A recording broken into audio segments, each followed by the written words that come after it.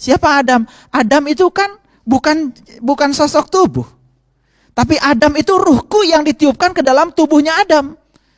Kalau yang kelihatan materialnya itu kan sebetulnya cangkangnya Adam. Adam yang sebenarnya yang tidak pernah mati, adanya di dalam ruhku.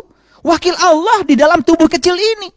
Nah, ketika kita bisa mensujudkan diri kita pada wakil Allah di tubuh kita yang kecil ini, itulah malaikat. Dan ketika kita tidak sujud, itulah iblis. Suka nggak ada orang mengatakan, wah, tadi saya tergoda oleh iblis. Benar nggak kalimat itu? Kalau nggak baca Quran nggak ngerti. Di Quran surat Al-A'raf dikatakan begini. Ini Quran surat Al-A'raf, ya. Berilah tangguh aku ya Allah, gitu. Karena aku sudah tersesat, maka aku akan menyesatkan manusia dari jalan Shiratal Mustaqim. Itu bahasa Quran. Ulangi lagi, ini agak berat ini. Karena aku sudah tersesat, maka aku akan menyesatkan manusia dari jalan Shiratal Mustaqim. Jadi siapa iblis itu? Yang menyesatkan manusia dari jalan Shiratal Mustaqim. Siapa? Yang menyesatkan manusia dari jalan Shiratal Mustaqim. Siapa Shiratal Mustaqim?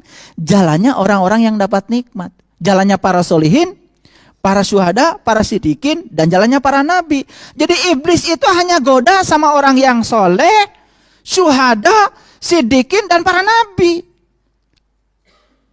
Itu ada anak, Pak. Kenapa? Orang tuanya dibunuh.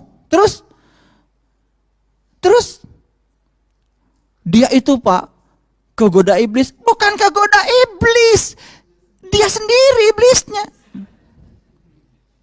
Gini, coba dengarkan. Kalau tergoda, kan ada yang menggoda, ada yang digoda. Betul nggak?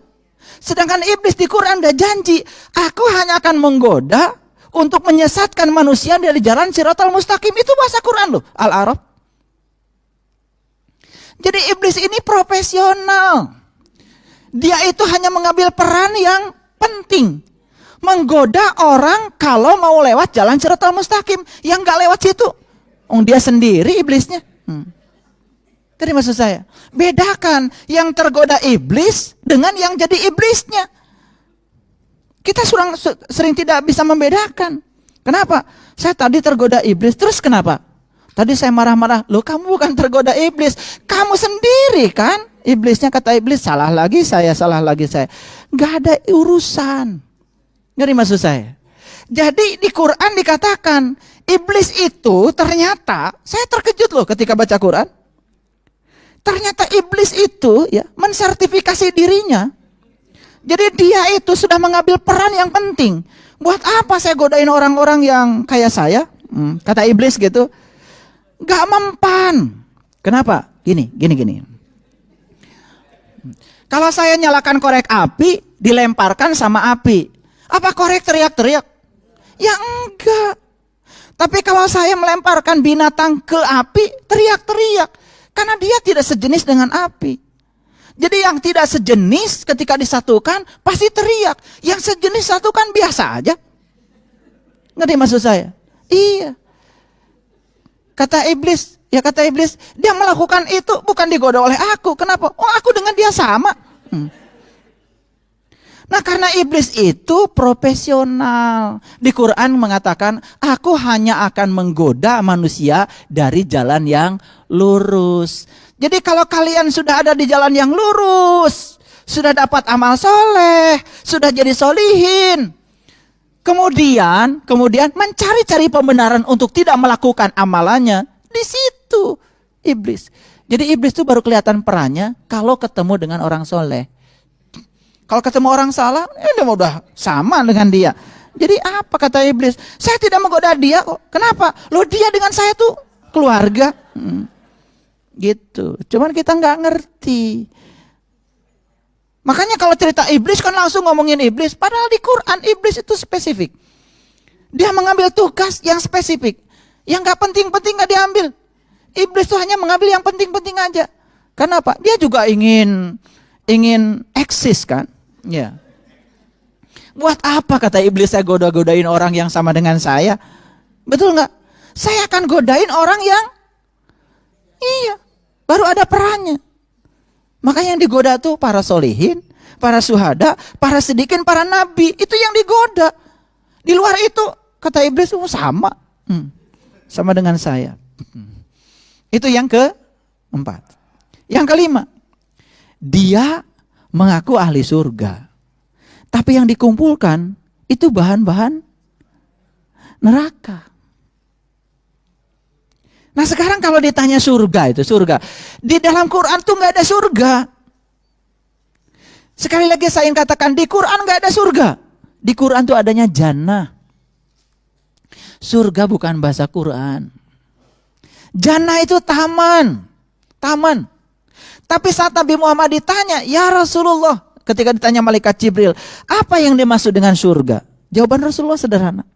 Surga adalah tempat ganti buat mereka yang membebaskan keterikatan pada selain Tuhan.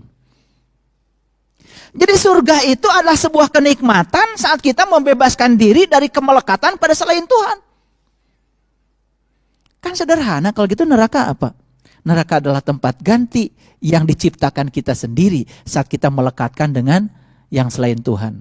Bebas dari yang selain Tuhan, surga. Melekat kepada yang selain Tuhan, neraka. Itu aja definisi surga dan neraka. Siapa yang membuat surga dan neraka? Kita sendiri. Mau melekat atau tidak kan urusan kita. Makanya coba perhatikan. Yang jaga surga kan malaikat Ridwan. Ridwan itu artinya ridho. Yang jaga neraka kan malaikat Malik. Malik, milik. Milik itu ego, kepunyaan. Coba, ini punya saya, ini hasil saya. Ini punya saya, ini hasil saya paling hebat, saya paling top, saya paling kuat. Orang-orang kayak gitu kan takut. Atribut yang dia kumpulkan takut lepas. Kan dia sudah melekatkan diri yang selain Tuhan. Apa itu ujung-ujungnya jadi apa? Kan jadi neraka bagi dia. Ini saya kasih tahu. Dulu kan kita nggak punya rumah. Terus berjuang toh? Susah nggak waktu berjuang cari rumah? Susah ya, udah ngeredit 20 tahun nggak lunas-lunas. Setelah punya rumah, damai apa susah? Tetap susah. Apa sih susahnya? Gimana caranya supaya rumah ini tetap milik kita? Betul nggak? Jika perlu punya 2, jika perlu punya 3. Kan itu kalau nggak cerdas. Sama seperti orang belum punya mobil, saat nggak punya mobil susah. Begitu udah beli mobil tambah susah. Kegores dikit aja, nggak tidur 3 hari 3 malam. Betul nggak? Iya. Tiap hari dilap aja mobil, kapan dipakainya? Susah dia. Begitu masuk ke mall, orang lain jalan-jalan, lihat baju bagus, sebentar-sebentar dia ke parkiran. Sebentar-bentar dia ke parkiran. Betul nggak? Iya, karena apa? Karena tidak bisa melepaskan. Akibatnya apa? Dia terikat. Neraka bukan itu? Neraka. Jadi neraka itu sebenarnya sederhana, bisa dilihat. Lihat orang-orang yang sangat takut kehilangan dengan sesuatu yang dia sebut miliknya dia. Dan dia sebetulnya menjadi susah. Dan itulah neraka. Makanya banyak orang yang tinggal di neraka, tapi nggak sadar kalau dia sedang tinggal di situ. Karena dia pikir neraka tuh nanti. Yes, nanti ada. Tapi yang kecil-kecilan kan latihannya dari sekarang. Sudah ada. Makanya suka aneh kalau ditanya, neraka itu pengap, gelap? Iya Pak, neraka itu pengap, gelap. Di neraka ada api? Iya Pak, ada api. Kan bingung kita. Katanya pengap, gelap, malah ada api. Kita kalau pengap, gelap cari api. Betul nggak? Kan berlawanan. Itu kan bahasa simbolik. Segala sesuatu yang menyusahkan dan menderitakan kita, gara-gara kita terlalu melekat padanya, itulah neraka.